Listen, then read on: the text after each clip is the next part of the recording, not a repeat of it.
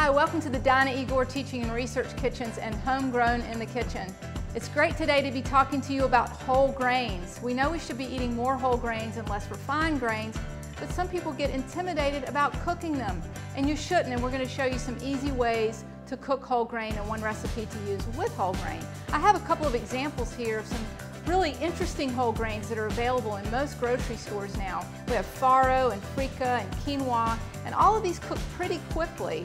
You can cook them on the stove top, you can cook them in an Instant Pot, you can cook them in a pressure cooker, but really these three are probably the easiest to cook just on the stove top. This farro even gives you a couple of different ways to cook it. So you follow the package directions and experiment with some of these interesting whole grains. But I'm going to show you a staple today. The staple in my house is brown rice, and I usually use the Instant Pot to cook that because brown rice on the stovetop takes about an hour. It can be a little tricky, but in the Instant Pot it's foolproof. So what we have is a cup of brown rice, and I've shown you here in this bowl, I've just put water in here to show you how cloudy the water gets. We want to rinse it really well. Rinse it 3 or 4 times. If we didn't rinse it, that little bit of rice flour that's on every kernel would make it kind of sticky and not a great product. And so you see all of that cloudiness in the water, and it gets even more cloudy as I agitate it. You want to make sure you rinse that and pour that water off until the water is clear. Now I have a cup of brown rice that I have rinsed 3 or 4 times in water until the water was clear. So this is a cup of brown rice that I've drained. So that's going in the Instant Pot, that 1 cup of brown rice. I want to make sure I get every kernel in there. Now for every cup of brown rice, and you could cook way more than this in the Instant Pot at one time. You could even cook 3 or 4 cups. For every cup of brown rice that you put into the Instant Pot, you want 2½ cups of water. So that's 2½ cups of water going into the Instant Pot. Now, if you wanted to add some spices to that, you could. If you wanted to add salt to that, you could. It's your one opportunity to get a flavor into the rice as that water is going to be absorbing into the rice. But now we have the rice and the water in the Instant Pot. We're going to go ahead and turn this on. So I'm going to put the lid on. I'm going to make sure that it's set to seal, not venting, so I want it set to seal. And I want to cook it on high pressure for 22 minutes. So I pressure cook, I make sure that it's on high pressure and for 22 minutes. And I want to take off to keep warm. Because what's going to happen after 22 minutes, and it makes that little noise letting you know that 22 minutes is up at high pressure, I'm going to manually vent that. See you in a few minutes. So our Instant Pot is telling us that the 22 minutes of high pressure is up. It has made its little chime and it's told us that it's ending. And what we want to do is manually vent this. We don't want to naturally let the pressure go down. We want to go ahead and vent this. You want to make sure that your Instant Pot is not underneath a cabinet because it's going to let out a fair amount of steam.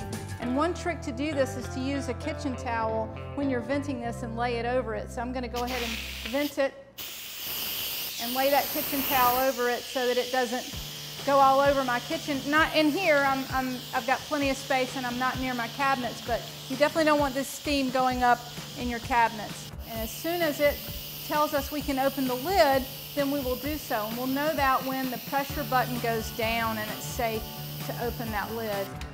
There, that goes down, that telltale sign, and we're able to open the lid and we see that we have perfectly cooked brown rice. So now that you have a big pot of brown rice cooked, what do you do with it? Well, I'm going to show you one recipe to do with it, and that is rice with lima beans and cumin. It is a great vegetarian entree or a side dish. I'm going to add about a tablespoon of olive oil. You could use canola oil, you could use grapeseed oil. I have about ½ a cup of chopped green onions that I'm going to add to this. I don't want them to get brown, but I do want them to get soft. So I'm going to let them be in the pan for a few minutes, getting soft. So I'm going to add a little bit of salt to these green onions. That's probably about a ¼ teaspoon there. These are starting to get a little soft, which is good. We're going to add 2 cups of cooked lima beans. So these are lima beans that were frozen, and we cooked them according to package direction.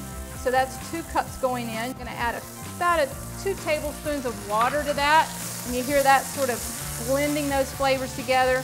This is a ½ teaspoon of cumin going in, ground cumin, and we ground that fresh. I encourage you to do that with your spices as well. Buy whole cumin seeds and grind it fresh. And so we're just going to let this marry for a few minutes and cook for just a few minutes. I'm going to add a fair amount of ground pepper, probably a quarter of a teaspoon of black pepper, more if you want. We're going to adjust the seasoning at the end so we can always add more salt and pepper at the end if it needs it. So we're going to let this cook for just a couple of minutes. So we're going to cut this off and put a few more items in off when the heat is off, but the pan is still nice and hot.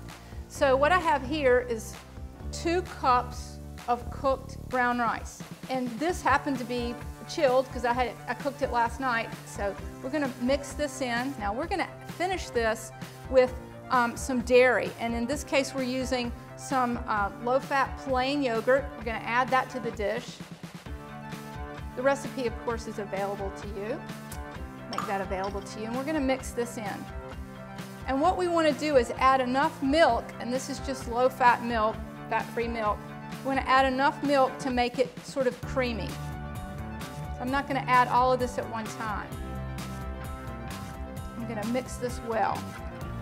And that looks good to me, but one last thing needs to be done. We need to taste this and adjust the seasoning because we only put a little bit of salt in at first, and we didn't have any salt in the rice or any additional salt in the lima beans. Spot on. And there is your rice with lima beans and cumin. Delicious vegetarian dish. I hope you'll try this at home.